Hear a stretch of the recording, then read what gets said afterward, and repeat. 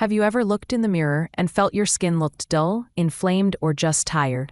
Nature gives us a powerful healer in the most refreshing form: aloe vera ice cubes. These tiny frozen gems not only soothe and hydrate, but also promote skin cell regeneration and reduce inflammation. And the best part?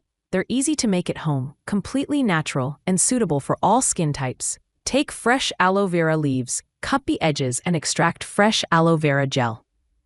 And blend it to get a smooth aloe vera juice. 1 cup of plain water or rose water. Then add blended aloe vera juice in it and mix it well.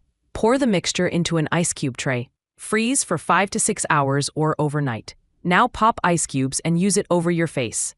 Gently massage your face or affected area in circular motions for 2 to 3 minutes. With regular use, you can see visible improvements in texture, tone, and overall skin health. Aloe vera contains polysaccharides that help repair damaged skin cells and stimulate new cell growth.